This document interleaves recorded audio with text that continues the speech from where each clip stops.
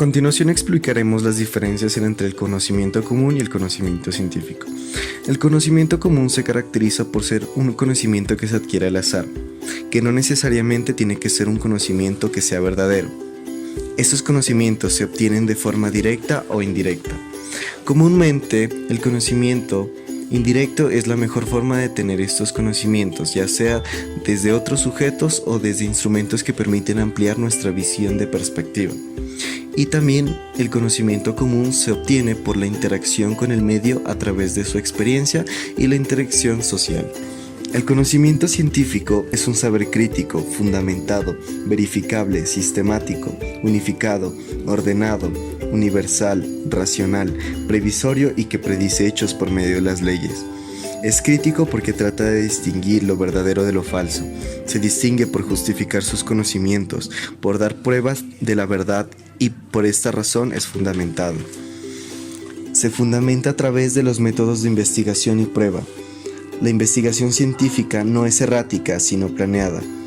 Es sistemática porque es una unidad ordenada, o sea que los nuevos conocimientos se integran a un sistema.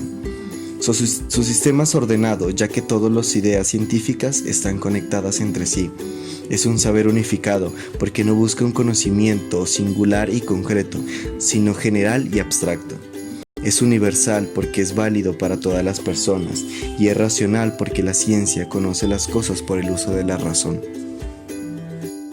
La diferencia entre ciencia formal y ciencia fáctica es que la ciencia formal, también llamada deductiva, son las que se encargan de estudiar las formas. Son coherentes y racionales, sistemáticas y verificables, pero no estudian la realidad, por lo tanto no son objetivas. Se trata de entes ideales como la lógica y la matemática, los cuales constituyen sus propios objetos. Esta ciencia, como las matemáticas, no existen fuera de nuestros cerebros y existen de manera conceptual y no a nivel fisiológico. Por este motivo, la lógica y las matemáticas se llaman a menudo ciencias formales, porque sus objetos no son cosas ni procesos. Por ende, ciencias como la física, química, fisiología, psicología, la economía y demás ciencias recurren a las matemáticas para realizar una precisa reconstrucción de las relaciones que se encuentran entre los hechos y entre los diversos aspectos de los hechos. Dichas ciencias no identifican las formas ideales con los objetos concretos, sino que interpretan las primeras en términos de hechos y de experiencias. Las ciencias de la forma pura a la inteligencia del mundo de los hechos se efectúa asignando diferentes interpretaciones a los objetos formales.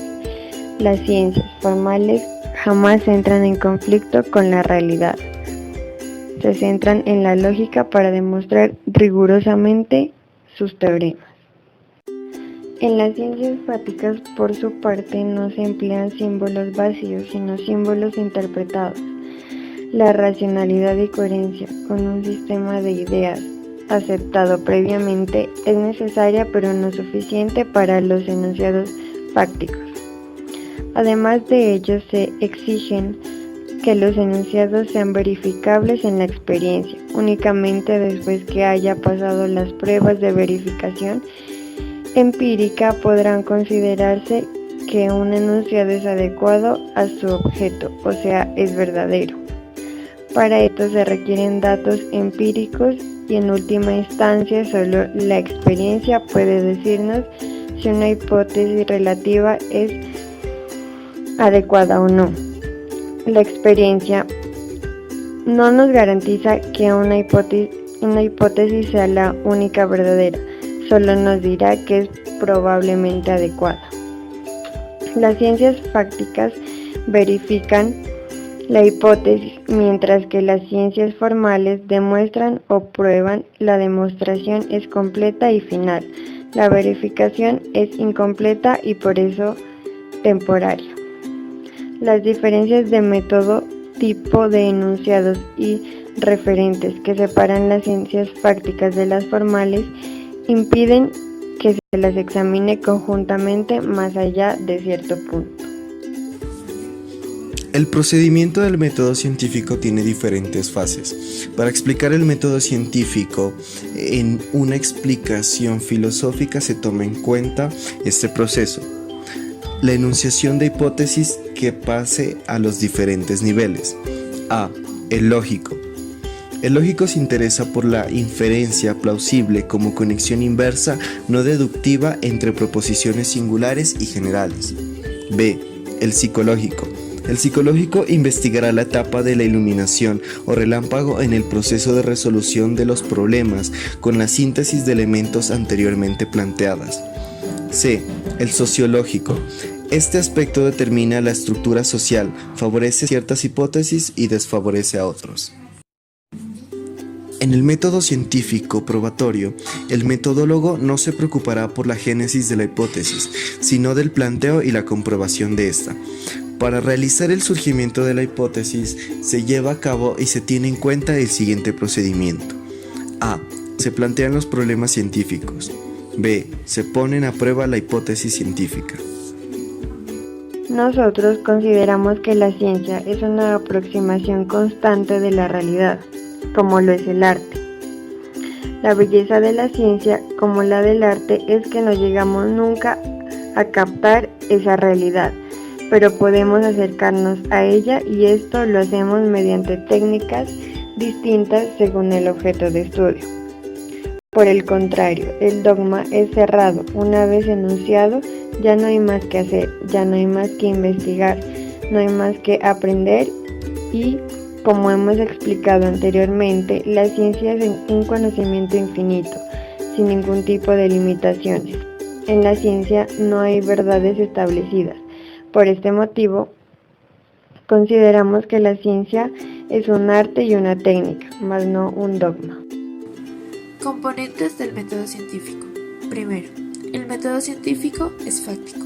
Parte de los hechos y fenómenos observables. Los hechos deben ser concretos. Realiza un análisis profundo alterando levemente el producto, pero sin perder el fin. Segundo, el método científico trasciende los hechos. Descarta los hechos que no se correlacionan y entra a producir nuevos y los explica. Estudia los fenómenos y el entorno para trascender los hechos y convertirlos en análisis.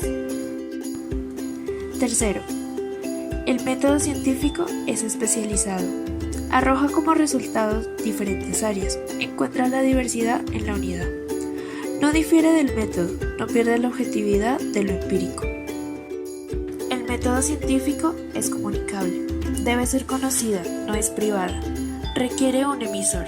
Debe tener precisión. Quien se adiestra en el tema puede conocer y comunicar cualquier campo de ello. Aunque guarde algunos secretos por razones generalmente políticas, una mínima parte debe ser conocida para considerarse como un resultado científico. Dice Bunge, los secretos son el enemigo del proceso de la ciencia. El método científico es ley, busca leyes naturales o sociales, busca patrones regulares para compartir, su forma de uso, así también descubre las faltas y el proceso que conlleva. El método científico es explicativo, busca explicar los hechos en términos de leyes y las leyes en términos de principios, busca el porqué de las cosas, para así dar un fin a todo lo que indique o resalte. El método científico es abierto, no reconoce barreras. Lo que no es refutable para la ciencia es parte de otros campos apartes a ella, por ejemplo, la religión, ya que por sus teorías puede estar en un cambio constante. Por fin de ello, no puede ser un dogma. El conocimiento no es estático. El reto de la ciencia en la actualidad es que se enriquezcan sus cualidades, o al menos de que las civilizaciones por venir hagan un mejor uso del conocimiento científico. En este sentido, se busca que las ideas puedan combinarse de acuerdo con algún conjunto de reglas lógicas con el fin de producir nuevas ideas, en el sentido en el que expresan conocimiento de los que no se tenía conciencia antes. la deducción. En este sentido de ideas se busca la ciencia fática, la racionalidad y la objetividad que existan íntimamente soldadas. A continuación explicaremos la ley científica. La ley científica se entiende como una relación invariante entre términos anclados de alguna manera a datos de los sentidos, los cuales funcionarán como términos últimos o hechos atómicos y no como señales elementales de nuestro comercio con las cosas. Es decir, se puede entender como cierta pauta o conducta humana que se previste todos los días, como por ejemplo la predicción. Es así entonces como la mayoría de los científicos y metacientíficos concuerdan y consisten en que la búsqueda, explicación y aplicación de las leyes científicas debe ser concreta. Y si el científico no asigna existencia autónoma a los objetos físicos, entonces se entenderá como ley científica. ¿Qué es la ciencia? Para comprender el concepto de ciencia, lo primero a tener en cuenta es que el hombre, a diferencia de los seres humanos, gracias a su capacidad de raciocinio y asombro, trata de comprender el mundo. Y además de ello, trata de apoderarse del dominio y aseñorearse de él. Con este propósito, entra a construir un mundo artificial. De esta manera, el hombre moldea lo que ya conoce para así suplir sus necesidades, sometiendo a la naturaleza. La ciencia construye la sociedad y a su vez es construida por ella. La ciencia es la fuente de la investigación, por ende, al emplearla en las necesidades del ser humano, se convierte en trabajo del hombre, sobre lo natural y lo artificial del nuevo mundo creado.